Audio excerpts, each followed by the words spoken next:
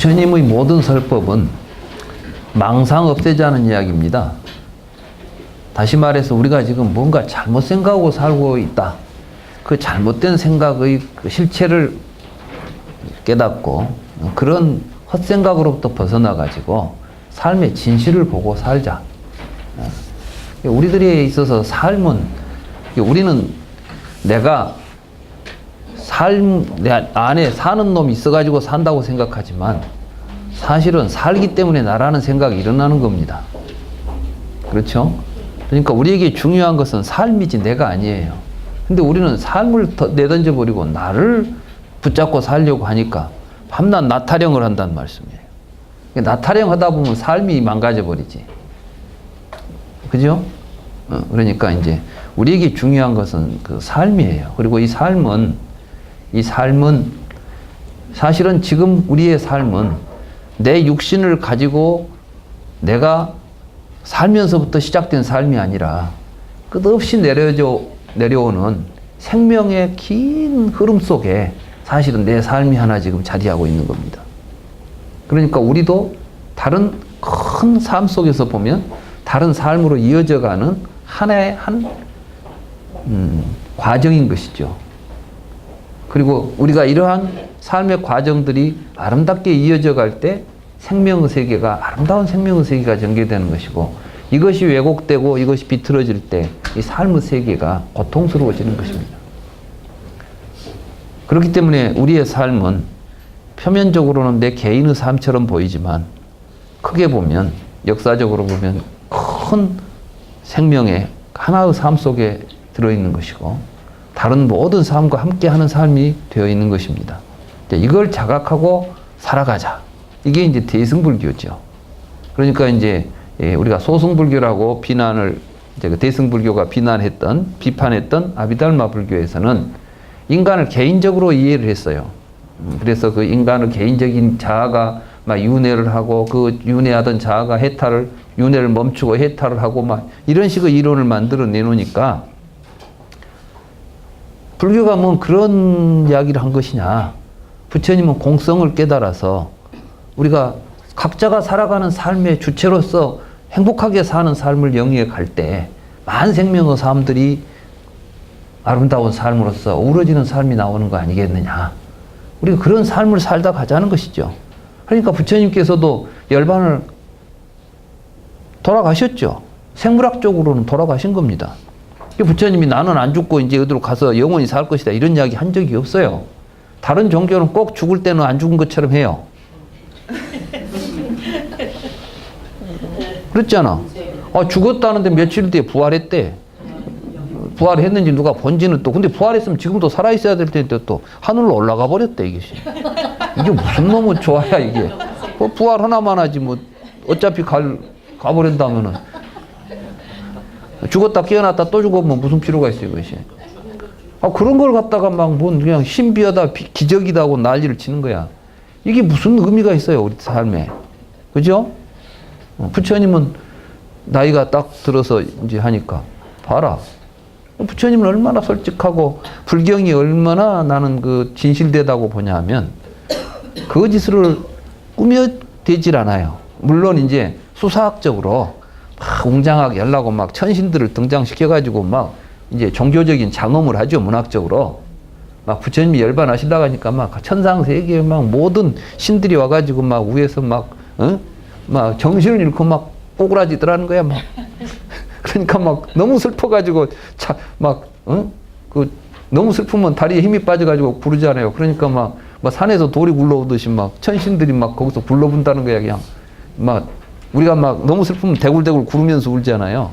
그게 이제 그 니까야에 보면은 디가니까야에 보면은 이제 그 반유한경에 보면 하늘에 막 천신들이 막 슬퍼가지고 막 대굴대굴 구르더라는 거예요. 막 이런 표현들은 나오지만 그건 이제 다 옆에서 그 꾸며대는 이야기들은 이제 하는 사람들이 그 나레이션처럼 하는 것이고 실제로 부처님의 육성으로 우리에게 전해주는 말씀은 그런 말씀이 없어요. 부처님은 열의 몸도 이와 같이 무상하지 않으냐. 그러니 나의 늙고 죽어가는 모습을 보고 너희들도 부지런히 정진해야 된다. 이런 것을 나라고 붙잡고 사는 삶이 얼마나, 그러면 이렇게 늙고 병들어 죽어가는 이 삶을 내가 늙어 죽은다고 생각한다면 얼마나 처참하고 괴로울 것이냐. 그러나 이것은 다 생명의 흐름 속에 나오는 하나의 과정일 뿐 나도 아니고 내 것도 아니다. 이렇게 바라보는 삶은 결코 그 속에서 고통이 없다. 열애는 이렇게 열반을 취하고 있다. 너희들도 그런 마음가짐이 될 때까지 열심히 공부해야 된다. 이런 말씀을 하시는 거예요.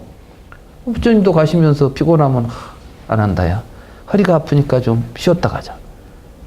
80 먹은 노인이 걸식하고 지금 거지 생활하고 돌아다니는데 얼마나 고달프겠어요. 그렇지만 그것을 고통으로 받아들이는 게 아니라 내가 해야 될 당연한 일이고 이 사실을 사람들에게 알리기 위해서 내가 이 몸을 아끼지 않고 해야 되겠구나. 이런 신념과 이런 주체적인 자기결정이 있으니까 그 삶을 사는 거예요. 이게 자유예요. 부처님이야말로 정말 고난도 내가 선택하는 것은 내 삶인 거예요. 맞죠? 거지도 내가 돈이 없어서 빌어먹고 다니면 거지지만은, 응? 내가 걸식을 통해서, 말하자면 내 식생활은 걸식을 통해서 해결하고 나는 그보다 더 큰 일이 있으니까, 이게 거지는 오직 밥만 빌어먹고 살지만 부처님하고 차이가 있어. 부처님은 밥을 얻어먹은 다음에 더 큰 일을 하신 거예요. 그 큰 일을 하기 위해서 밥을 얻어 자신 것이고. 그러니까 이것은 자기 삶의 결정이란 말이에요. 이런 이제 삶을 우리가 본받아야 됩니다. 이제 이번 시간에는 강을 건넌 후에는 배를 버린다. 이 말은 부처님께서 어느 날 제자들에게 이제 이런 이야기를 하죠. 말하자면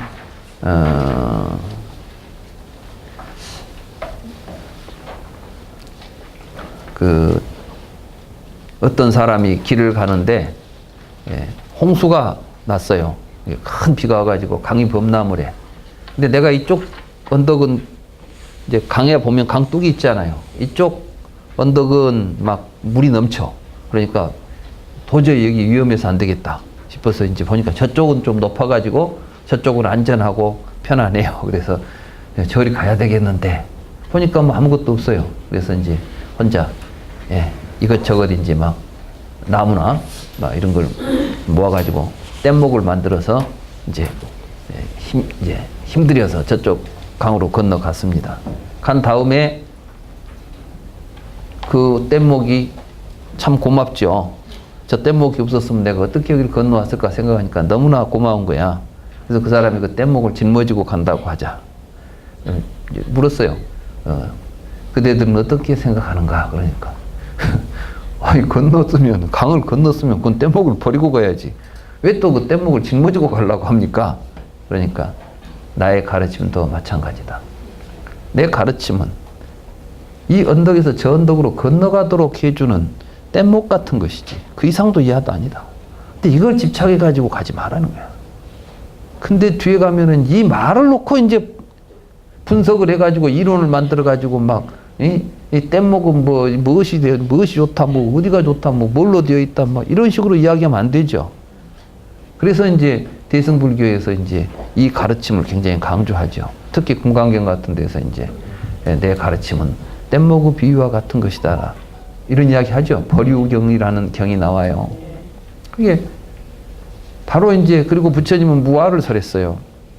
무아를 설하니까 어떤 사람이 그럼 내가 없다면 아무렇게나 살아도 되는가 보다. 사띠라는 비구가 이제 이런 생각을 하고 삽니다. 그러니까 이제 제자들이 가서 야, 부처님 그 무아 이야기는 그런 의미가 아니야. 그러니까 웬걸 나는 그렇게 알고 있는데 부처님한테 이제 갔다가 이제 일렀어요. 부처님이 사띠를 불러가지고 이제 하는 가운데 독사의 비유와 그 뗏목의 비유를 동시에 이야기를 합니다. 독사의 비유는 뭐냐면은 어떤 사람이 뱀을 잡아서 약에 쓰려고 병을 고치기 위해서 뱀을 잡으러 갔어요. 근데 뱀을 잡았는데 잘못 잡은 거야. 그래가지고 꼬리를 잡아버렸어.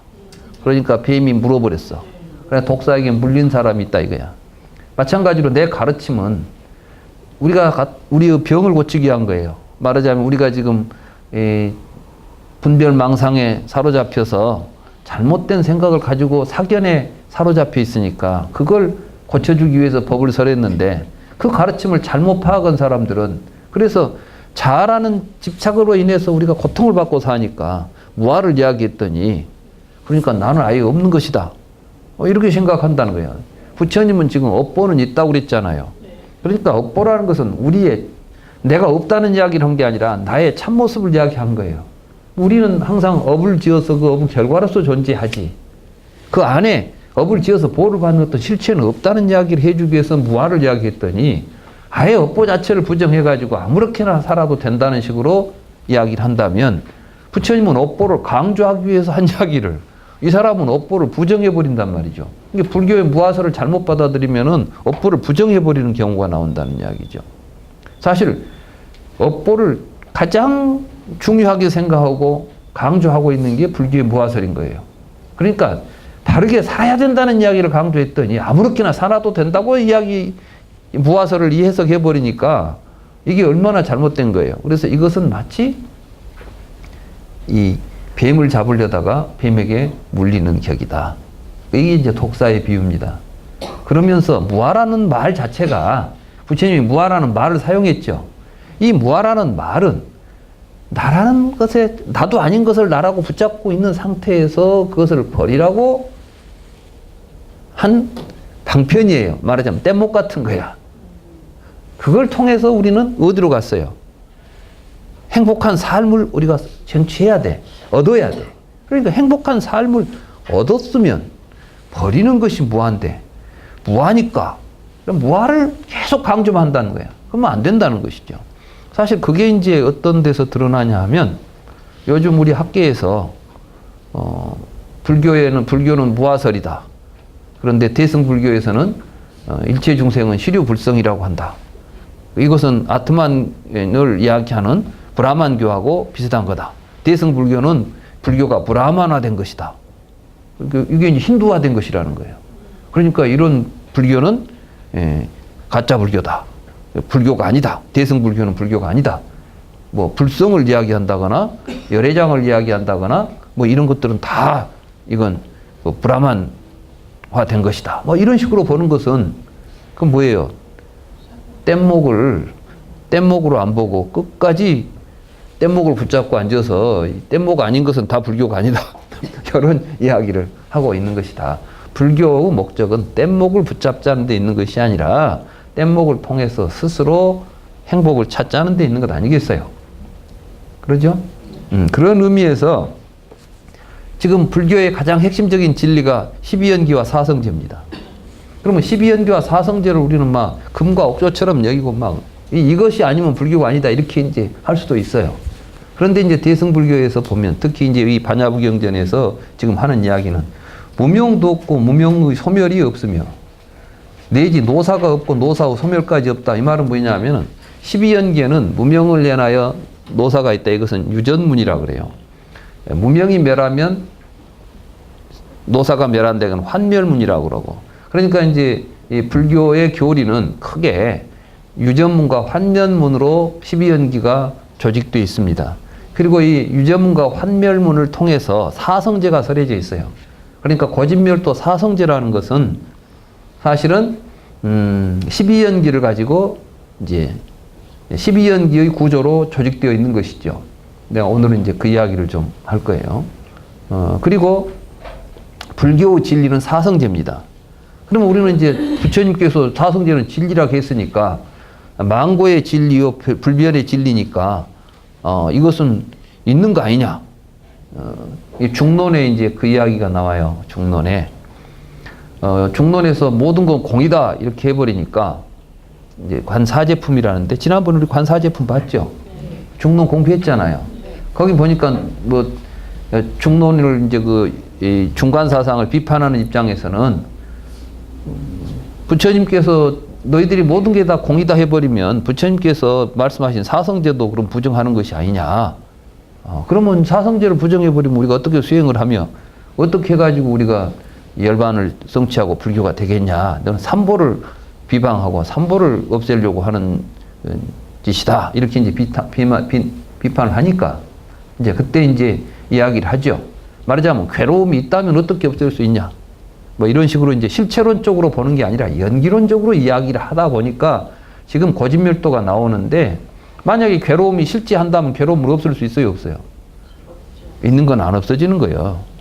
그러니까 여기서 이야기하는 것은 이 공을 우리가 깨닫기 위해서 지금 공을 깨달으라고 열반에 가라고 한 설법 가운데 하나가 사성제 같은 진리도 사실은 뗏목과 같은 거예요. 아시겠죠? 그렇기 때문에 우리가 공성을 깨달아 버리면은 무명이 사라지죠.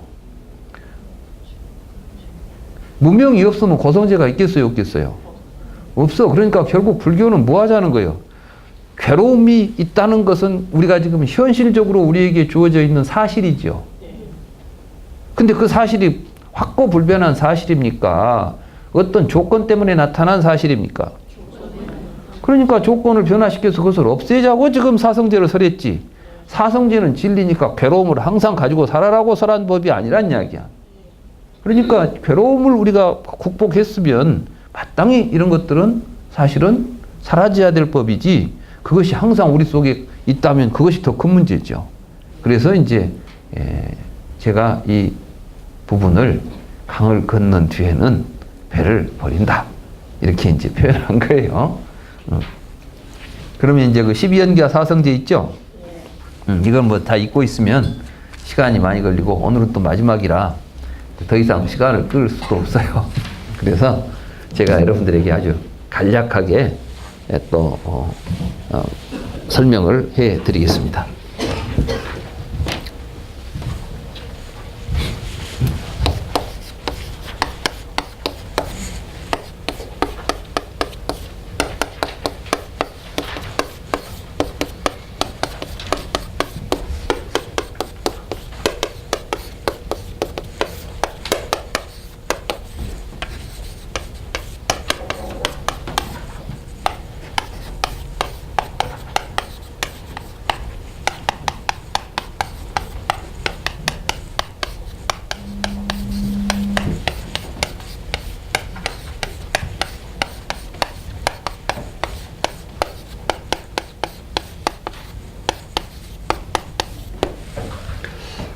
이게 이제 뭐 여러분들이 잘 익히 아시는 12연기죠.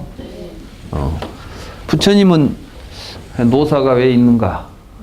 왜 우리는 늙고 죽는다는 생각에 사로잡혀서 괴로움을 겪고 있는가? 이런 이야기예요.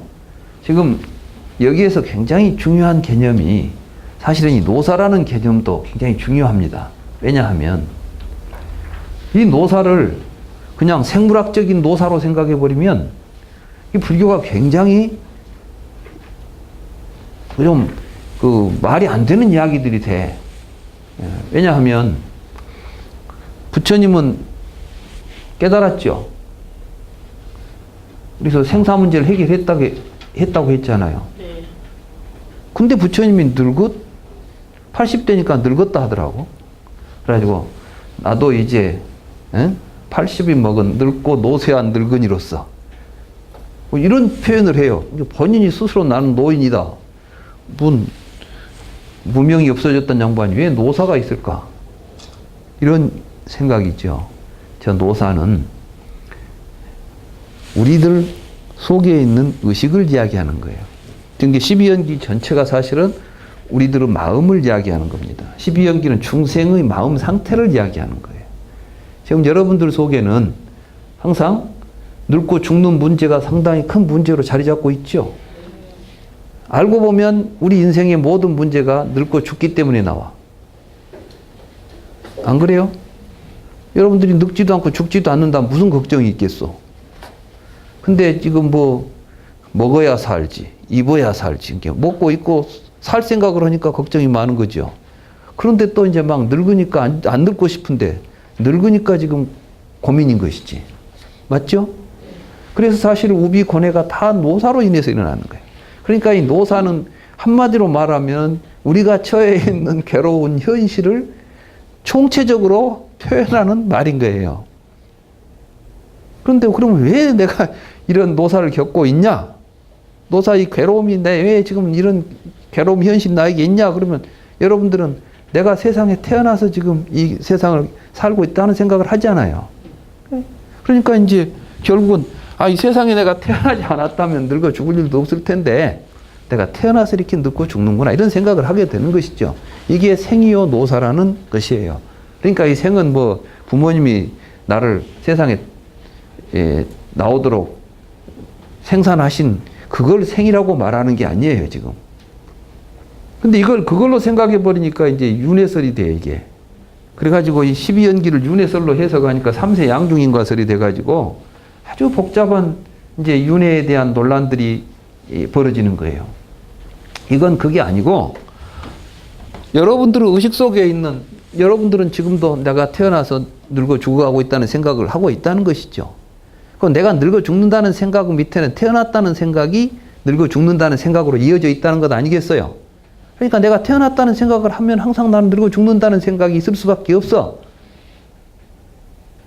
그러니까 태어난다는 생각이 있는 곳에는 항상 늙고 죽는다는 생각이 있다. 이게. 그러면 무엇 때문에 뭐 태어났다는 말은 또 왜 그러면 태어났다는 생각을 우리가 하게 되죠? 내가 있으니까 태어났다는 생각도 하는 거예요. 여러분들이 태어났다는 말 할 때는 반드시 어떤 놈이 있어가지고 그 놈이 태어났다는 생각을 하는 것이죠. 맞죠? 그래서 이게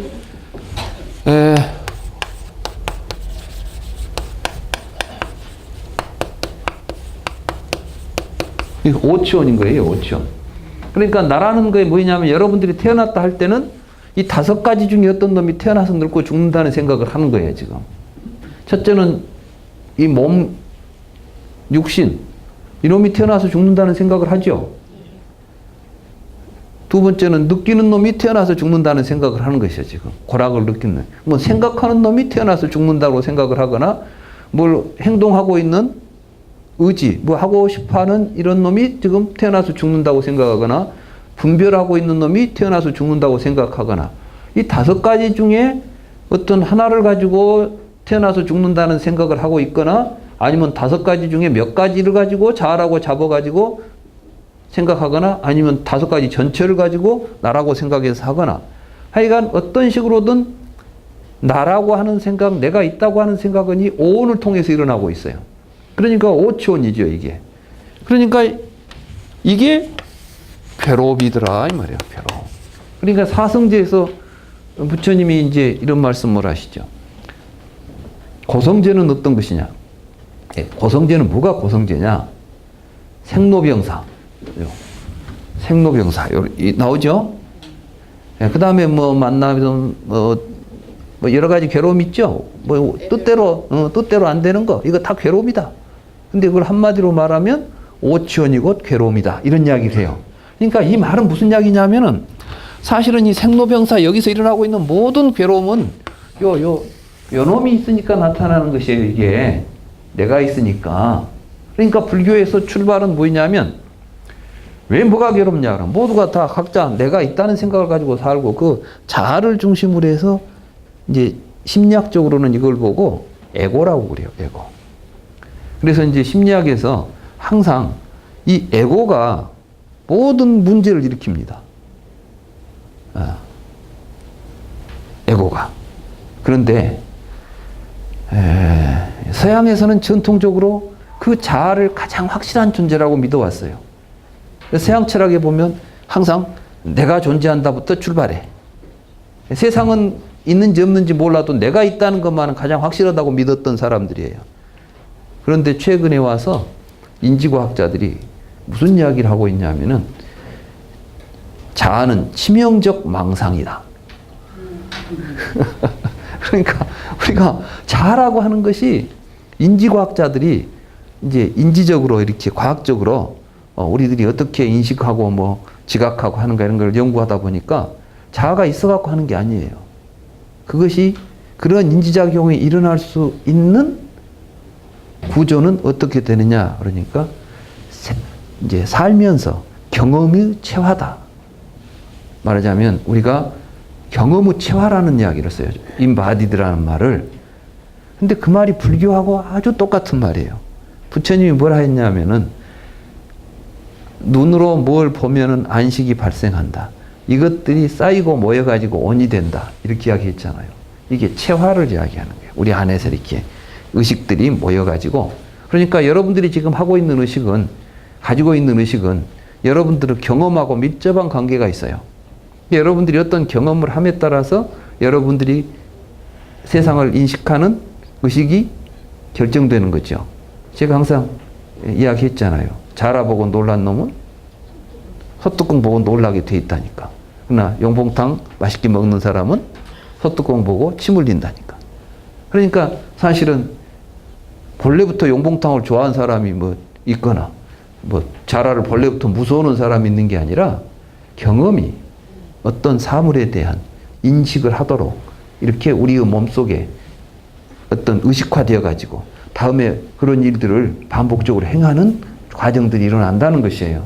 그걸 우리는 지금까지 나라고 불렀고 마음이라고 불렀는데 그걸 나라고 붙잡고 있는 것은 치명적인 망상이다. 말하자면 매우 위험한 생각이다. 그런 생각을 가지고 있으면 반드시 우리의 삶에 많은 문제가 발생한다. 그 이야기를 지금 불교에서 하는 이야기가 아니라 이제 최근에 인지과학자들이, 과학자들이 그런 이야기까지 하고 있어요. 이건 불교가 얼마나 과학적이고 부처님 자신이 얼마나 사실을 사실대로 보고 우리에게 그걸 알려주고 있는가. 이걸 알 수가 있죠. 오치원이에요. 그러니까 이 유는 취를 통해서 만들어졌다는 거예요. 이게. 뭘 취해드냐? 내가 갈망하고 원하는 것을 취해가지고 자아로 만들고 있어요. 그건 어디에서 나오느냐? 수에서 나온다. 수는 촉으로부터 나온다. 육인명색. 이렇게 쭉 부처님이 이제 이런 사유를 해갔어요. 부처님은 보리수 아래서 이걸 통찰하신 거예요. 지금 우리에게 가장 큰 문제는 늙어 죽어간다는 걱정, 근심. 이런 걱정, 근심이 왜 나오냐? 이거 보니까 이제 태어났다는 생각을 우리가 하고 있으니까 하고 있냐? 왜 나는 태어났다는 생각을 했을까? 근데 한번 생각해 보세요. 이 태어났다는 말 같이 사실은 또 좀 말이 안 되는 소리가 없는 거예요. 내가 태어났다. 우리 이렇게 말하죠. 그러면 내가 있어야 태어나겠어요? 없어야 태어나겠어요? 있어야 태어나죠. 있다면 태어날 필요가 있어? 없어? 없잖아. 있다면 태어날 필요가 없고 없다면 태어날 수가 없는데 이러면 태어나면 도대체 어떻게 있는 거 이것이? 그러니까 오늘 사실은 너무나 말도 안 되는 소리를 그냥 말되는 것처럼 쓰고 앉아 있는 거지. 그러니까 부처님이 생각해 보니까 도대체 뭐 때문에 태어났다는 생각을 하지? 이게 뭔가 있다는 생각을 갖고 있으니까 그놈이 태어났다는 말 하고 있지 않냐 이 말이죠. 그런 게 없다면 아예 우리가 뭐 태어났단 말을 하겠냐. 근데 그놈이 있다고 하는 놈이 도대체 뭐지? 이렇게 보니까 우리는 내가 태어났다고 할 때 내 몸이 태어났다고 말하거나 이런 식으로 말하고 있는 거예요. 있는 놈. 그놈이 이제 도대체 나는 어째서 이걸 있다고 하느냐. 그놈을 취해가지고 있다고 하는 거예요. 취해가지고. 사실 이제 이 이야기들은 너무 복잡해서 이 시간에 다 이야기 못해요. 왜냐하면은 이런 개념들이 여기에 나오는 이 개념들은 여러분들이 그냥 쉽게 이해할 수 있는 개념들이 아니에요. 깊이 성찰을 해보면 이 안에가 어마무시한 이야기들이 들어있어요. 그래서 부처님께서 이걸 쭉 설법을 이제 했더니 아난다 존자가 참 심오하긴 한데 제가 보기에는 아주 명쾌하고 간단합니다. 그랬어요. 이제 이해가 된다는 이야기죠. 부처님이 정색을 해요. 아난다야. 그렇게 이야기해서는 안 된다. 그러면서 전생에 내가 용왕이었을 때 넌 내 아들이었다. 그래가지고 조그마한 용이었다. 근데 내가 바다에 있어서 용왕은 이제 바다를 관장하잖아요. 근데 용왕이 워낙 크니까 바다에 서 있는데 무릎밖에 안 차요. 바닷물이. 그러니까 그 바닷물이 굉장히 깊은데 용왕이 커서 무릎밖에 안 차. 그러니까 용왕의 아들이 새끼 용이 그 물이 굉장히 얕다고 생각하는 거예요. 무릎밖에 안 차니까. 근데 저는 요만이나 해가지고 빠지면 헤어나도 못할 깊은 물인데 그런 것처럼 마치 그런 것처럼. 근데 이제 경에서는 그렇게 나와요. 전생에는 네가 그런 말 하더니 이 생에 와서는 연기법을 그렇게 가볍게 보는구나. 이런 이제 표현을 하는데 전생에 정말 용왕이었고 아들이었는지는 알 수 없대. 이제 그런 비유를 통해서 이게 깨달은 분의 입장에서 보면 명쾌하게 설명을 할 수 있지만 그걸 이해하는 측면에서 보면 너무나 심오하고 어려워서 감히 연기를 다 이해하기가 어려운 것이다. 한 만큼 이제 심오한 법문이라고 나의 깨달음의 세계는 이것이었다고 부처님이 말씀하신 내용이에요. 그래서 이 내용은 굉장히 복잡합니다. 그래서 사실은 어떤 사람은 그래요. 불교의 모든 역사는 12연기를 해석했던 역사라고 해버려요, 그냥. 그리고 내가 이제 보니까 대승불교가 뭐이고 간에 모든 불교가 다 이 연기적 구조 속에서 이야기가 돼요. 뭐 아레아식도 이 안에가 있고 다 있습니다. 그래서 이제 언제 기회가 되면 우리들이 또 이제 연기법 이런 걸 가지고 이제 하나 이제 연기에 대한 공부를 또 해도 좋겠죠. 그러나 우선 이제 우리는 지금 반야심경 공부하니까 반야심경에는 뭐 이렇게 구체적으로 나오진 않죠. 무명도 없고 무명이 다음도 없다 이런 이야기가 나와버리니까 그럼 그 이야기가 뭐냐? 이 구조를 통해서 사실 부처님이 깨달은 것은 우리들이 항상 분별하는 마음이 세상을 외지화시켜 놓고 그 생각 속에 사로잡혀서 사니까 생로병사가 벌어진다. 이러한 사실을 우리가 모르고 살고 있더라 이 말이에요. 아시겠어요? 그러니까 이 무명과 행은 이렇게 직선으로 나가는 구조가 아니에요. 12연기가. 많은 사람들이 12연기를 일직선으로 봐버려요. 근데 이게 일직선이 아니고 이게 굉장히 복잡한 구조예요. 이게 저게 저 12가지를 쭉 나열은 해놨지만은 저 구조는 아주 복잡합니다. 근데 제가 이제 이 기신론을 요즘 이제 강의하는데 기신론을 보니까 바로 이 구조를 굉장히 다양한 각도에서 설명하고 있는 것이 기신론이에요. 기신론이. 그래서 이제 훈습이라는 의미에서 이걸 이제 역동적으로. 그러니까 우리는 어떤 식으로 세상을 사느냐, 우리의 의식 구조가 어떤 식으로 작동하느냐 이것을 입체적으로 벌려놓고 설명해주고 있는 게 이제 대승기신론이에요. 그리고 이런 내용들을 좀 더 확대해서 좀 더 구체적으로 설명해내는 게 대승불교들이고. 그러니까 대승불교는 결코 12연기설을 떠나 있지 않아요. 나는 이제 기신론을 12연기로 설명하니까 굉장히 사람들이 명쾌하게 이제 이해를 하더라고요. 아무튼 그때 이것은 우리가 관찰하는 방법에가 요거 이제 유전문이라고 그래요. 유전문.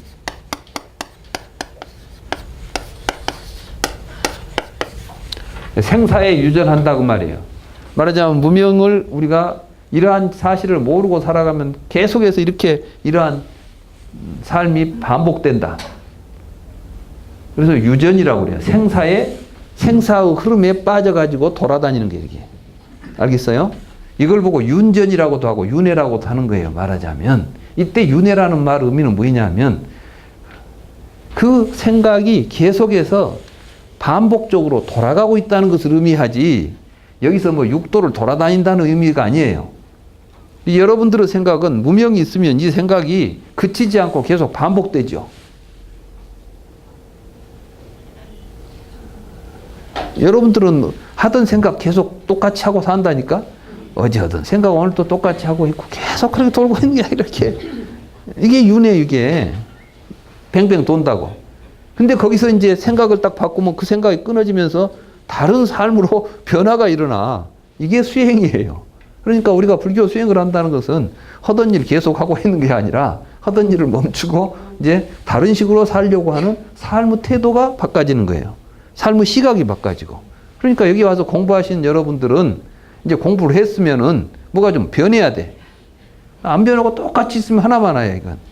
아시겠어요? 나에게 괴로움이 있다는 것은 무언가 지금 이런 식으로 하니까 계속 괴로움이 나타났다고. 그러니까 유형이 똑같아. 고민하는 사람 보면 이 사람은 이걸로 밤낮 고민하고 저 사람은 밤낮 저걸로 고민해. 그죠? 다른 사람은 그거 갖고 고민도 안 해. 그게 뭔 고민이야. 근데 저 사람은 내 속을 몰라 그래 또. 그렇지, 또 딴 고민하고 있고. 왜? 이게 전부 다르니까 그래요. 이게 돌아가는 이 속이. 근데 구조는 똑같아요. 구조는 똑같은데 내용이 조금씩 틀리지, 이제. 맞죠? 이래서 이걸 이렇게,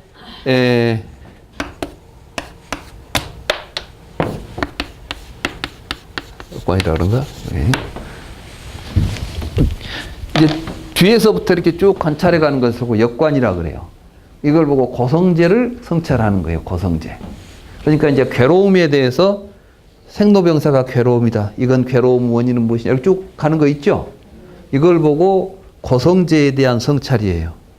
그럼 고성제의 구조가 보이죠. 이게. 그 다음에 이제 여기까지 왔으면 다시 이제 여기서부터 이렇게 이제 순서대로 통찰하는 법이 있어요. 이걸 보고 무명이 있으면 행이 있구나. 이걸 이제 자기가 확인해 가는 거 이렇게. 그래 가면 이걸 보고 이제 순관이라고 그래요. 순관.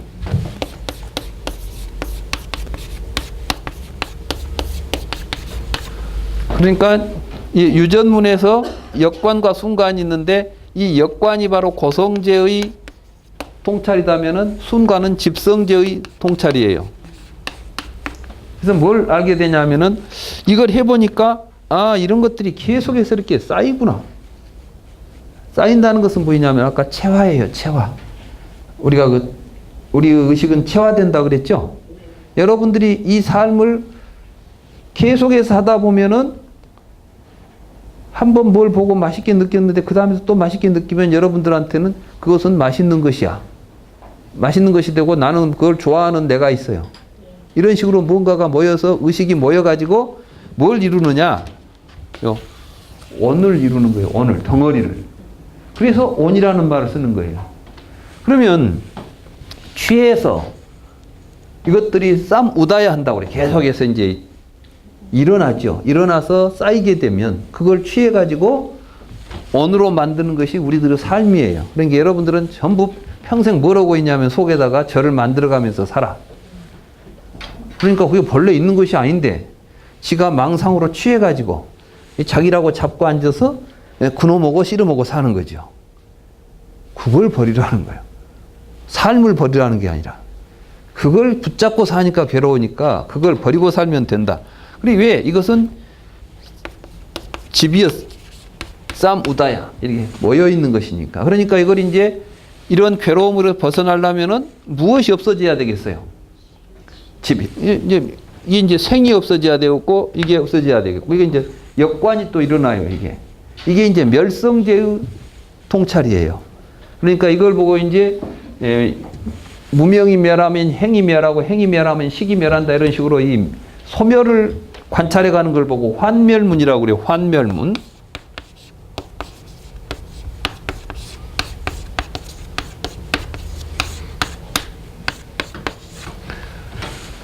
이 환멸문을 통해서 이제 환멸문을 처음에 통찰하는 것을 보면 아, 이게 멸하면 이것이 멸하겠구나라고 그 멸을 우리가 통찰하죠. 그걸 통해서 우리는 뭘 볼 수 있냐면 아, 이것은 소멸될 수 있겠구나. 무명이 사라지면 이건 다 사라지겠구나라고 통찰할 수 있잖아요. 이걸 보고 이제 멸성제라고 그래요. 그럼 이렇게 우리가 통찰을 했으면은 실제로 이제 해봐야 되죠. 정말 그렇게 되는가? 그러면 이제 또 이게 순관을 해야 돼. 이 순관이 뭐냐면 무명이 멸하면 행이 멸한다는 것을 관찰해야 돼요. 근데 무명이 멸하면 행이 멸한다는 것을 관찰하려면 이게 중요한 거예요, 사실은. 이 관찰이라는 것은 있는 것을 보는 것이지 생각하는 게 아니에요, 지금. 이 12연기는 있는 것을 봐가는 거예요, 이렇게. 자기 의식을 보면서 아, 나에게 지금 노사의 괴로움이 있는가. 여러분들 한번 자신을 한번 살펴보세요. 보십시오. 늙어 죽는 것이 걱정이 안 된 사람. 다 걱정되죠? 그러면 아, 노사가 있다 이게. 지금 자기 마음에 들여다보니까 노사에 대한 걱정이 있어요, 지금. 자기는 태어난다고 생각을 안 하는 사람. 나는 태어났다는 생각을 안 하고 있는 사람. 뭐 밤낮 생일 잔치 하잖아. 그러니까 나에게 이제 생이 있는 거예요, 지금. 그 생이 내가 태어났다는 생각이 없는 사람. 뭐가 내가 있어갖고 태어났다는 생각 하죠? 지금 그것들을 하나하나 지금 보고 있는 거예요. 관찰하는 거라니까. 이건 생각해가지고 이론이 아니라니까. 아, 노사는 생이 있으니까 있겠죠? 뭐 그러면 그럴듯하지. 이론이 아니라 실제로 자기 의식을 통찰해 보면 거기에 그러한 의식들이 계속해서 지금 작용하고 있다는 것을 보게 되는 거죠. 이렇게 쭉 보는 거예요. 그것도 여기서부터 또 그러니까 이제 무명이 없으면 멸하면 행이 멸한다는 것을 관찰하려면 이론적으로는 무명이 없으면 멸하면 행이 멸하겠구나 이건 생각을 할 수 있지만 관찰은 그렇게는 안 되지. 무명이 없어져야지 진짜. 그럼 무명이 없어졌다는 건 뭘 의미해요?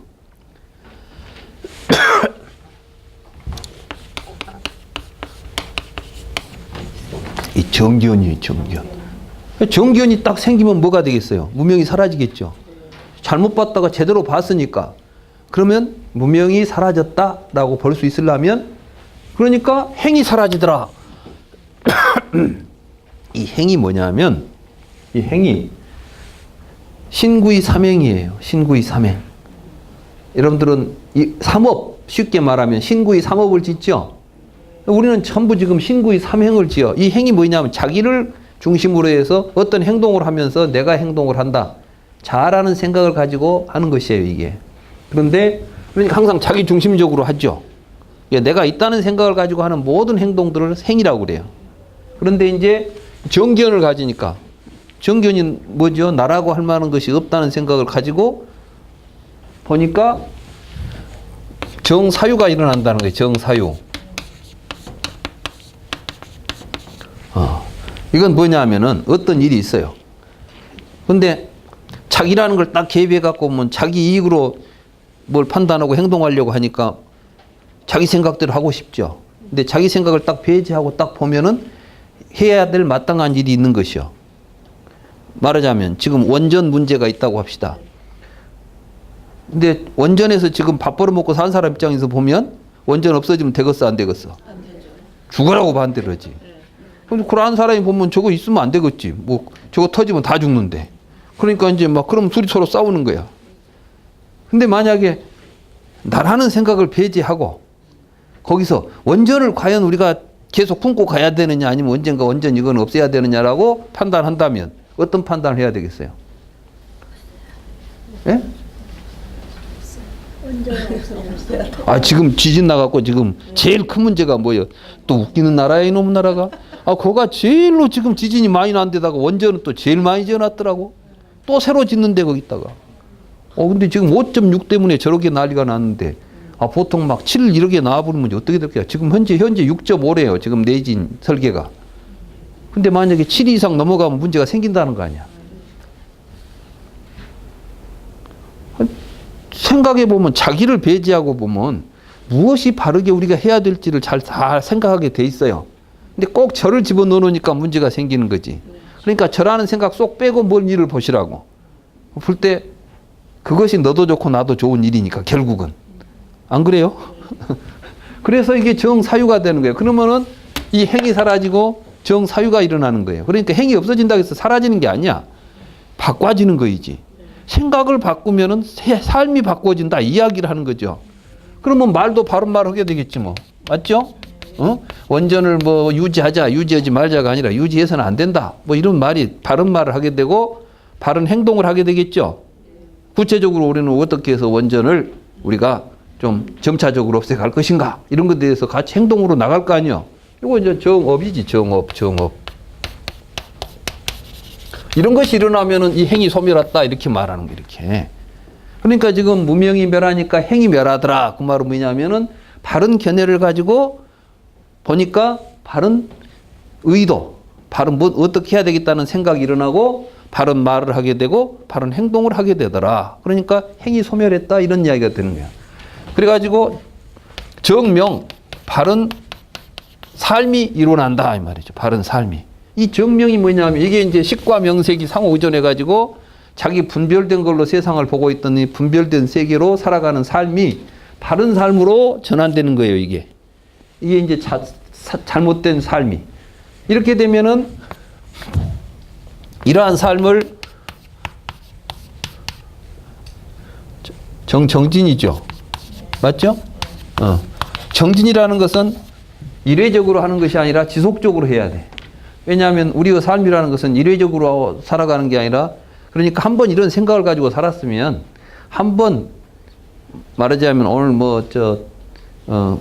교육원에 갔다 온 오늘 하루는 뭔가 좀 생각이 달라져서 했는데 그 다음 날은 도로묵이 되고 그러면 안 된다 이 말. 예? 옛날 하던 식으로 돌아가 버리니까 아니라 지속적으로 끊임없이 이런 것이 이루어질 때 뭐가 일어나느냐? 정진, 정념입니까? 맞죠? 정념인. 하나, 둘, 셋, 넷, 다섯, 여섯, 일곱, 맞네. 정념. 이 정념이 뭐냐면 사념처예요, 사념처. 그러니까 사념처 수행이 일어난다는 거예요. 사념처가 뭐냐면은 여기 촉수에 이런 걸 보는 게 이제 예치를 보는 게 사념처예요, 사념처. 왜 이게 사념처냐? 그러면은 여기까지 보는 게 사념처야. 왜? 여러분들이 사념처 하면 신수신법 보죠? 신, 그러면요, 육입신을 갖고 하는 거예요, 육입신. 여러분들은 눈으로 보면서 밤낮 내가 바깥에 있는 걸 본다고 보는데, 이제 이 사념처 수행을 하면 볼 때 보는 놈으로 안에서 보는 거예요. 아까 내가 그랬죠. 미운 놈 보인다. 그러면 그 놈이 미운 놈이 있다. 이렇게 보면은 육입처로 보는 거고, 미운 놈이 딱 나타나니까 내 마음속에 미운 마음이 일어났다는 것을 탁 느끼면 이게 사념처가 되는 거예요. 이 안을 내관해서 내 안에서 일어나고 있는 것들을 우리가 통찰해 가는 거죠. 그래서 이제 신수신법. 이게 이제 촉에서 수가 일어나는 것들이 다 사념처를 통해서 이제 드러나는 것들이. 사념처를 보게 되면은, 이게 이제, 그래서 심이 이제 이게 신수, 심, 애취. 여러분들은 마음속에서 갈망하고 취착하는 이런 마음들을 우리가 통찰하게 되고, 여러 가지 다르마들에 대해서 통찰하게 되는 거. 이게 이제 사념처예요. 그러니까 일방적인 여러분들의 삶은 이런 삶인데, 팔정도 삶을 살게 되면은 항상 여러분들이 이제 여러분들의 마음속에 일어나는 것들을 통찰하고 살피면서 사는 삶을 살게 되는 것이죠. 이러한 삶을 통해서 뭐가 나타난다? 정정. 정정이 뭐냐면 생노사의 괴로움이 사라진, 이거 열반이라고 말합니다. 고통이 사라지는 마음이 편안해지고 안정이 된다. 이 팔정도가 12연기의 환멸문의 역관, 순관이 되는 거예요. 순관. 그러니까 결국 부처님은 이걸 보고 나는 길을 발견했다. 열반의 길을 가는 길을 발견했다. 이렇게 우리에게 말해서 이것을 실천하라고 우리에게 가르쳐 준 거예요. 바른 길이다라고. 그러니까 이 바른 길은 사실은 12연기의 우리 중생들이 이게 무명으로 살아가는 이게 잘못된 길이고, 이 밑에 있는 팔정도가 바른 길이다. 바른 길로 살아라. 그러니까 이거하고는 서로 쌍을 이루고 있죠. 12연기를 떠나서 팔정도가 없는 거예요, 이게. 유전문을 떠나서 환멸문이 없는 거야. 말하자면 유전문의 구조가 전환되는 것이죠. 그러니까 우리가 열반을 구한다고 해서 중생이 갑자기 뭐 부처가 되고 뭐 다른 몸으로 변화되는 것이 아니라, 결국 우리가 불교 수행을 통해서 하고자 하는 것은 생각을 변화시키고 우리들의 잘못된 견해, 말하자면 무명을 타파해서 있는 그대로 진실을 바로 보고 살자는 것 외에 불교는 아무것도 아닙니다. 그러니까 혹도 뭐 종교를 믿으면 죽어서 천당도 가고 무엇도 되고 할 것이라고 큰 기대를 하고 왔는데, 불교를 공부하다 보니까 너무 실망스럽다. 이렇게 생각할 수도 있어요. 근데 그거는 이제 혼자 생각만 가지고 하니까 그래. 실제로 그 생각을 버리고 살아보면 정말 삶은 이런 것이었구나. 이것이 우리들의 정말 진정한 삶이었구나. 이게 행복이구나. 산다는 것은 이런 것이구나. 이런 것들을 마음속 느낄 수가 있는 거예요. 그래서 이제 이걸 보고 열반박이다 그러죠. 그래서 이 열반의 즐거움을 느끼지 못하면 불교를 이해할 수가 없는 것입니다. 그래서 이제 여기서 강을 건넌 후에는 배를 버린다. 그러니까 사실은 이 사성제의 진리가 팔정도를 실천하고 있는 사람 입장에서는 무명이 있고 행이 있겠어요, 없겠어요? 그리고 또 이것이 우리가 삶이 되어버리면은 따로 이것이 정죄인이 뭐이냐 할 것이 없는 것이죠. 이제 이런 것들을 통해서 우리가 이야기하는 것이 이제 열반의 경지는, 열반을 우리가 경지라고 말하는 것은 무엇인가? 이제 그 부분에 대해서 결론적으로 이야기할 부분이 저 뒤에 있습니다.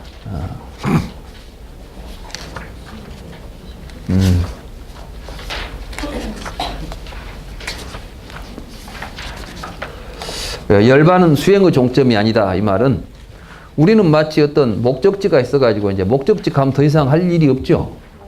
근데 우리 열반이라는 것도 우리가 열반에 가버리면 이제 더 이상 수행할 것이 없냐? 이게 무학이라는 데가 있어요. 무학. 이 불교에 보면 이제 유학과 무학이 있죠. 이 유학은 아직도 공부를 더 할 것이 남아있는 사람이다 그러는데 그러면은 이제는 아무것도 안 하고 살합니까?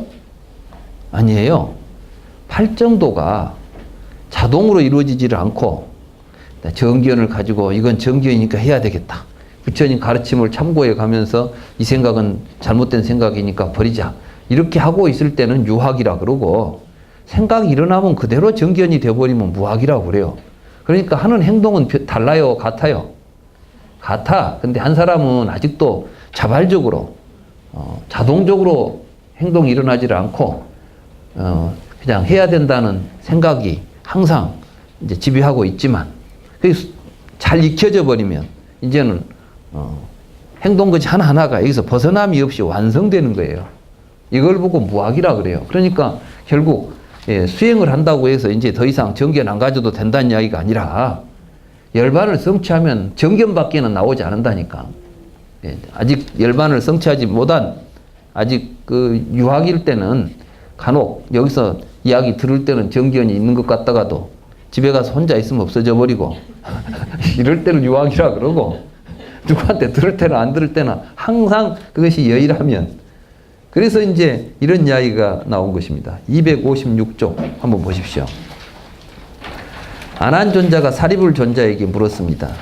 유깁처를 멸친하고 욕탐을 떠나면 멸하고 사라져버린 후에 다시 남는 것이 있습니까? 그러니까 불교에서 이건 막 다 환멸문 이야기 했잖아요. 다 없어져 버리면 뭐가 남습니까? 아무것도 없어집니까? 이렇게 말했어요. 그러니까 이때 사리불존자가 만약 유깁처를 멸진하고 욕탐을 떠나면 육촉입처에서 생긴 모든 것이 멸하여 사라진 후에 모든 허위를 떠나 반열반을 얻게 된다고 말한다면 이것이 부처님의 말씀입니다. 그러니까 없어지는 것은 거짓된 것, 허망한 것이 없어지지 우리의 진실된 삶이 없어지지 않는다.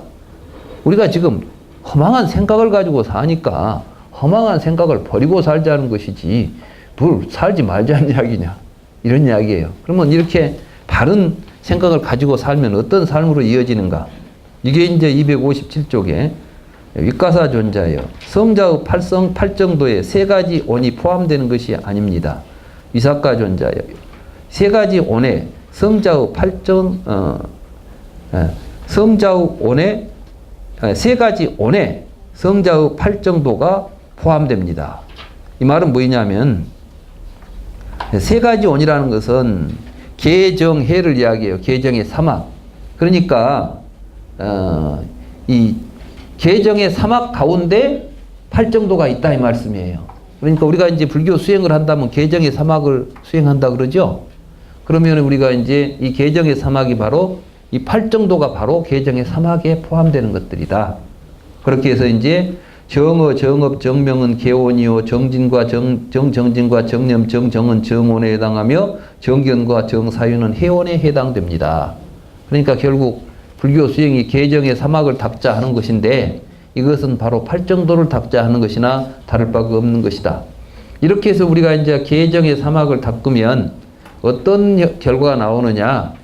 여러분들의 몸은 계신이 돼요. 여러분들의 몸은 항상 계율에 어긋나지 않는 삶을 살게 돼요. 여러분들 자신들이. 이게 이제 색온이에요. 색온. 그 다음에 여러분들은 고락을 느끼는 감정이 있죠. 이것은 이제 정온이 돼요. 그래서 여러분들의 고락의 감정에 휘둘리지 않고 항상 청정한, 평정한 마음을 유지할 수가 있어요. 계율을 여러분들이 잘 지키고 살면 여러분들에게 혼란스러운 생각들이 안 일어나. 그래서 마음이 항상 안정되고 고요하죠. 술 먹으러 가려고 생각하니까 별 수가 다 생각나고 마누라 몰래 술을 먹으려고 보니까 거짓말도 하게 되고 복잡해지잖아. 근데 다 계율을 잘 지키려고 생각하면 여러분들의 마음속에 다른 생각들이 다 죽어버려. 그래가지고 마음이 고요해지고 평안해져요. 이게 정이라고 그래요. 그러면 이제 해가 드디어 거기에 드러나는 것이에요. 지혜가. 말하자면 이제 여러분들의 생각은 무명망상들이 휩쓸고 다니는데 그 생각이 지혜로운 생각으로 바뀌는 걸 해라고 그래요. 여러분들의 의지가 여러 가지로 지금 그 속박되어 있죠. 여러분들은 뭐 욕심에 끄달려서 행동을 하려고 하잖아요. 근데 욕심으로부터 벗어나니까 여러분들의 의지 자체가 해탈해버려. 이제 걸림이 없어. 벗어나 있다 이게. 이걸 해탈이라고 그래요. 그러면 이제 뭐가 생겨요? 해탈직연이 일어나는 거예요.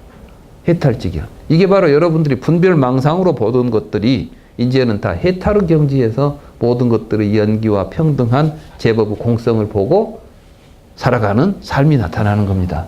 이걸 보고 이제 5분 법신이라고 그래요. 그래서 5원을 가지고 5분 법신의 삶을 살도록 우리의 삶을 변화시키는 것이지 뭘 없애버리고 뭘 새로 만들고 하는 작업이 불교 수행은 아니다. 이런 의미에서 이제 반야심경에서는 무소득이다 이렇게 말하는 거예요.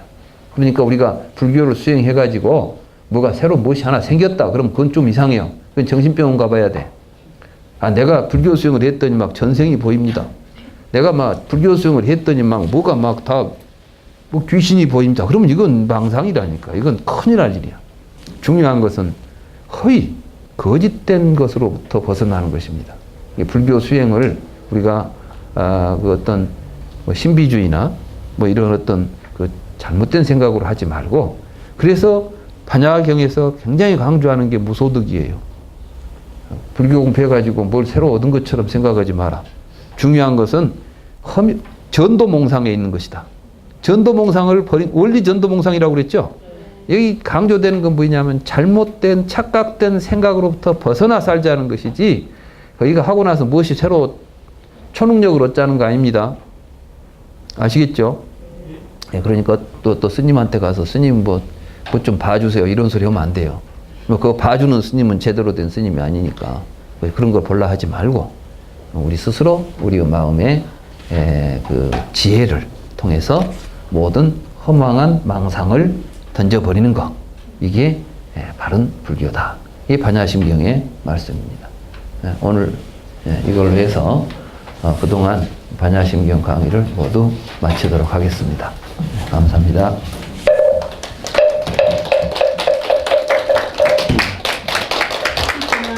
저희에게 진짜 주옥과 같은 말씀을 해주신 우리 교수님께 다시 한번 한탄의 박수